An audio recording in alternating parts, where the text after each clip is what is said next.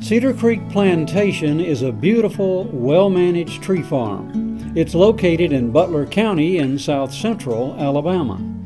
This property contains a diverse mix of forests growing on typical terrain features and soil types of the Gulf Coastal Plain and the Alabama Black Belt. John Boutwell, who is the brother of Peggy Autry of this two-ownership property, shares with us the early purchase history of Cedar Creek Plantation. The core of it was bought or was traded for by Peggy and my granddaddy back about 1935, mid-30s. And he had some timberland in Lowndes County that was mostly timbered, and he wanted some open land. So he worked it out with a timber dealer to trade his timbered property for this property, and the timber dealer had a right to cut the timber on this property for, I think, 6 years. John further explains the management strategy for the property. There's a lot of diversity on the place. Some of the soil types won't grow a pine tree. Some of them won't even grow a hardwood tree. They just grow cedars. It's rock outcropping. And you kind of have to go with the soil type as to what'll grow there. And that's kind of what we've done. Peggy listens intently to the management conversation and makes this statement. Well, I'd just like to add that I am very fortunate to have a brother who's managing my part that knows what he's doing. That's right. That's right. Not many people would be that fortunate. John explains the history and management decisions made to this 25-year-old pine plantation on a very fertile forest site. Doug, it was planted around 1986, last plantation my father planted, and he died a couple of years later, but I thinned it in about 2000. They were 13, 14 years old. Mm-hmm. And it's been burned several times. I can tell that. We've done some herbicide work in here to keep the weeds down. We actually like to shoot quail in here, do a release hunt, and so we had to keep the weeds down. Well, that looks ideal for that. Choosing high site index pine soils in an area that is mixed with black belt lime rock outcrops and prairie soils, this forest manager definitely made the right decision. Doug, this was a big open field back here, and we decided we wanted to try to grow some pines in it. By looking at a soil map, we decided to pick out some of the better soils that would grow a pine tree, and we had to avoid some of the black belt soils that wouldn't. This was planted about 11 years ago, back last fall. It's been a little over a year now. I came in and did third row thinning on it. Okay. And just wanted to try it one time. I had never tried third row thinning, to open it up at a very early age. That's probably 3 or 4 years earlier than we normally thin a plantation. But came in, opened it up. We actually cut about a little over 20 tons per acre out of here, which meant it had grown 60 tons total. And that would be about 6 tons an acre a year, which is pretty good growth on 2 cords plus. And but anyway, something I wanted to try.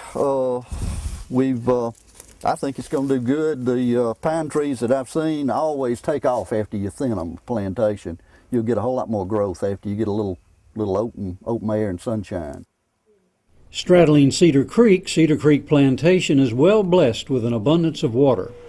It is also the watershed for a number of clear-running streams, with shoals and small waterfalls at various locations interspersed across the property.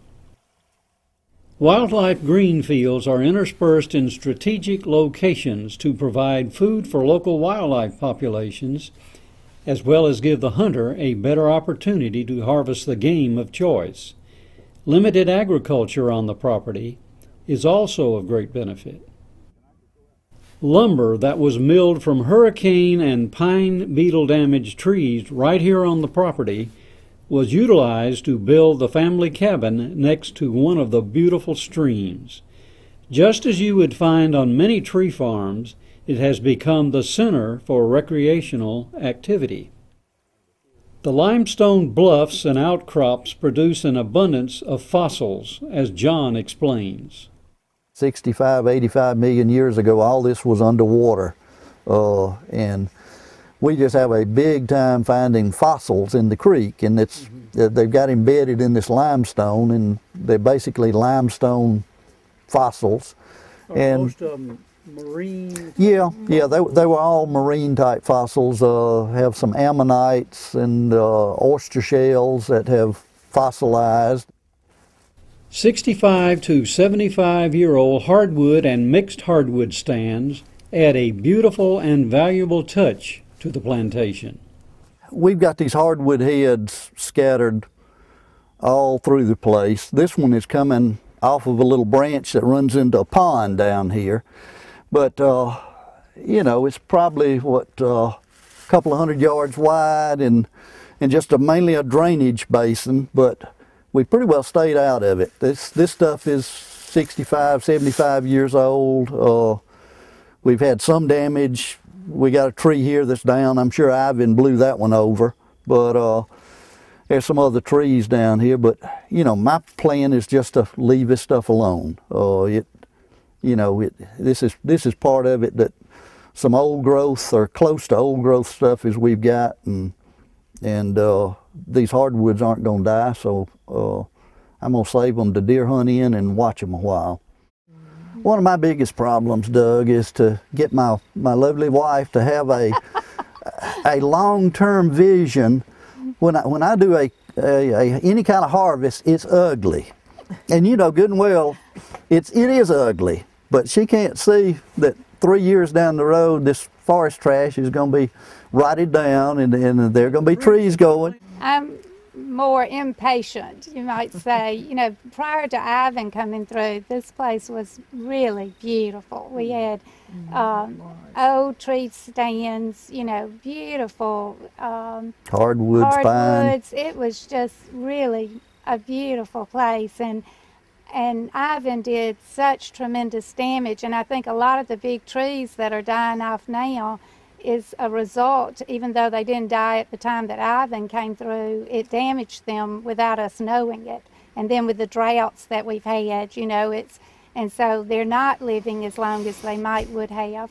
But yeah, I think I worry more about the aesthetics and all than John does sometimes. But and I understand it has to be done, especially when you have, you know, pine beetle and that kind of thing, but I am impatient with it.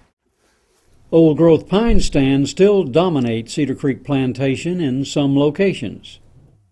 John, I just want you to know that you have the most diverse property here, from old growth pine like this and that old growth pine hardwood stand we were in, mostly hardwood. And just every age class imaginable of pine, and interspersed with these areas of mixed hardwood, and this is the most diverse tract, I think, of this size that I've ever been on in my career. And I want you to know I appreciate the way you've laid it out and managed it over the years. I certainly hope you've enjoyed your visit to Cedar Creek Plantation Tree Farm, visiting with John and Ann and Peggy. It's a great place. With all its natural beauty and intriguing geologic features, wouldn't you like to visit there?